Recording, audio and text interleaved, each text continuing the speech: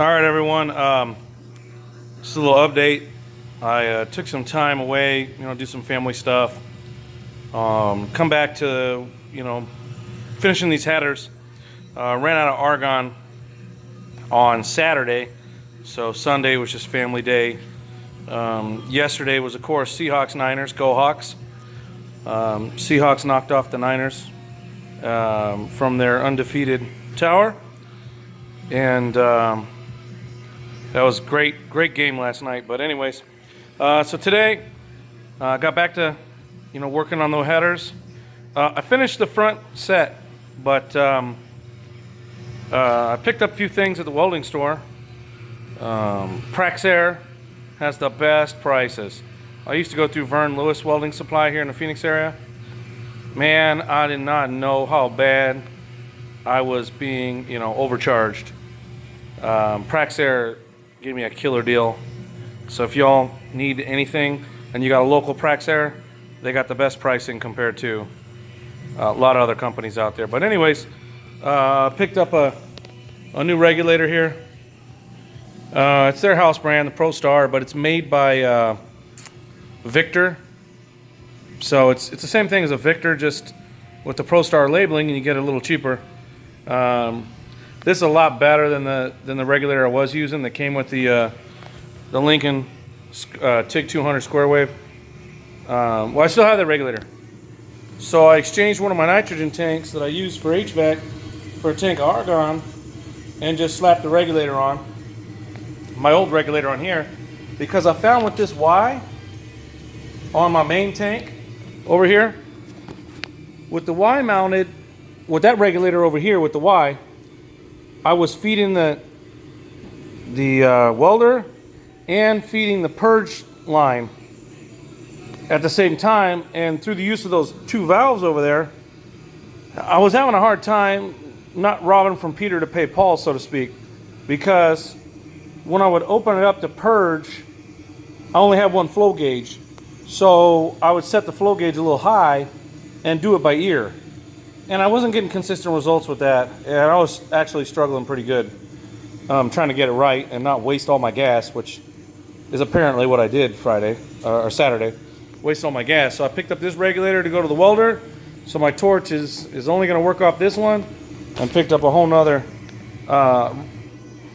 picked up a exchange on the tank, and got this set up. So I'm using these little purge blocks. I think I got these on Amazon. I found them on Amazon when I was just searching, either Amazon or eBay. And it comes with one side's for your feed, the other side is if you're doing tubing. You can drop this in. This goes from 1.25 inches up to 1.5 inches, or up to 2 inches. And it has a little sintered bronze filter in here, so that way you can make sure that it's pushing out any air. They just kind of press fit due to the concave surface here, and they stay in pretty decent, especially once it gets hot. Once you start welding, they tend to stay in a lot better.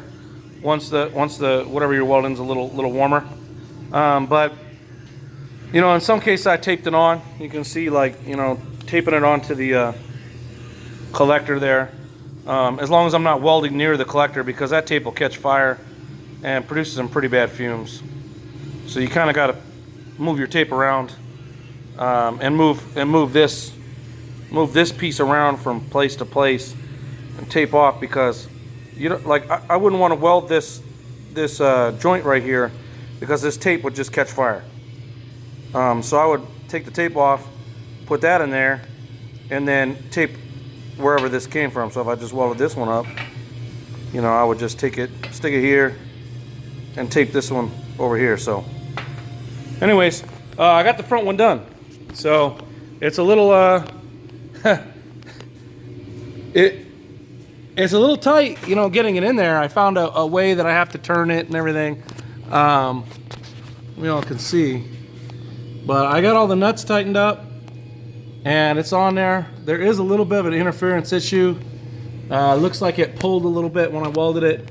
Right up there, you can see on the aluminum in the head.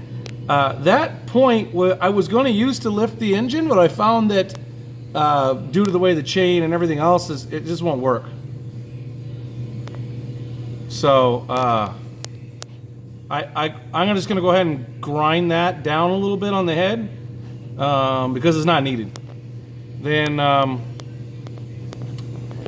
pretty happy with how much clearance I have to everything. So I'm trying not to block the light here, but if you can see, I got quite a bit of clearance to my clutch lines. So I'm not worried about that slave cylinder at all. I could put a heat shield on it, but likely after I ceramic coat the header and everything, I probably don't have to worry about it too much. And you can see right now, it looks like this shifter cable's touching, but in reality, I don't have it clipped in. I don't have all the motor mounts connected. So the engine's not even really in the right place it's gonna be. It's probably gonna be forward a little bit more, or actually back a little bit more. But anyways, sorry, I got a phone call coming in through while I'm trying to record. But basically, this is actually gonna sit down like that. And I'm probably just gonna, for safety's sake, you know, probably zip tie those two shifter cables together at some point.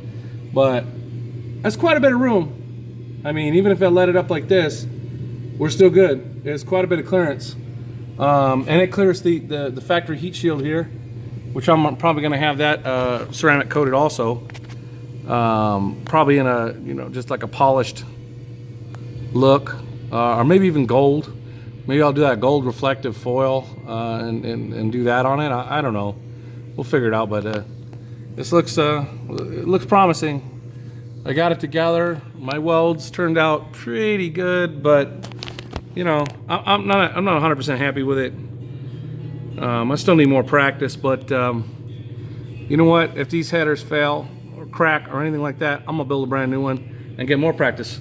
It's only a couple $100 in materials, so I would just build it again with brand new materials that I haven't ground down, re-beveled a couple times to get the right angles.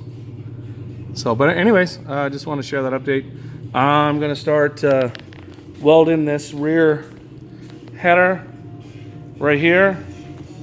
I need to do a little cleanup. I need to close up some of these gaps, do a little more you know, fit and finish work. Yeah, I got this in here when I was tacking it just to make sure that I was going to retain that gap. So I think I'm going to leave that cardboard in there while I weld it, just to keep it separated there. I discovered on the front header that there were some tight areas where I almost couldn't weld it, and that was on the flange because of the way I cut the 90. I really cut it really in the middle of its radius almost to try to get the to get where I needed it to line up, and that was so tight of an angle to get my tungsten in there was difficult, and it started kind of trying to take out the flange. It was trying to put more of the heat into the edge of the flange than getting it into the thick part of the flange and towards the elbow. So I barely managed to be able to get that welded. I had to cool it, you know, do maybe 3 dabs and then cool it, and then take another 3 dabs and cool it, because that edge was just trying to melt right away on me. So but I got it done, and it looks good. It fit up. So this one, obviously, you can see where previous tacks were, and I broke them apart to realign it. So I got to clean all that up.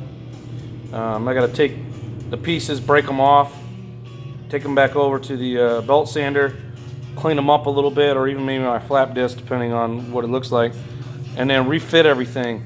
Now, once I found I would weld, you know, one, like let's say I'm gonna weld this one first. Okay, I might not, but I'm just saying. Let's say if I did, I welded this runner first. Once I got that runner all welded together, okay, then I start working on these other ones. All of a sudden, we will find that the third one, sometimes even the second one, what fit and routed perfectly after it's all heated up and it's moved a little bit, you find that the pieces, they like to, the gaps like to walk, and everything opens up a little bit. So when you break it all back apart and try to fit it all back together after sanding and cleaning everything up, you find that wow, all of a sudden it's not going to fit. Now we got to cut another piece and make it a little bit wider. So it's been quite a challenge. I mean, for the first time, this is the first time I've ever built a header. It's the first time I've ever done anything other than aluminum, and I'm pretty damn good with aluminum. I got that down, and it's weird because most people have a harder time welding aluminum than they do stainless or even regular steel. Regular steel, no problem. I can weld regular steel, piece of cake. I mean, I made this table. My welds look pretty darn good on that table, and literally this table right here is 2 pieces of 1/4-inch plate steel that I actually welded together on the back side. I was gonna bevel the top side after I beveled the bottom, and you know, I was gonna bevel both sides and do a weld on both sides, but I decided that this might even be a little stronger. I was gonna do a fuse weld across the top of the table, but I've stood on this thing, I've set engines on top of it, I've done all kinds of stuff on top of this table, and it doesn't even flex. I think that's because of how the weld is on the bottom. It got about half penetration through the piece, and then this edge seems to, when I set weight on, it seems to push against each other, the 2 edges, and hold it up. So I've left it that way. But yeah, anyways, that's it for this video. I'm gonna weld this up tonight, and probably be doing the finish work tomorrow, and then put it on the car and start building the B-pipe. Thanks for watching.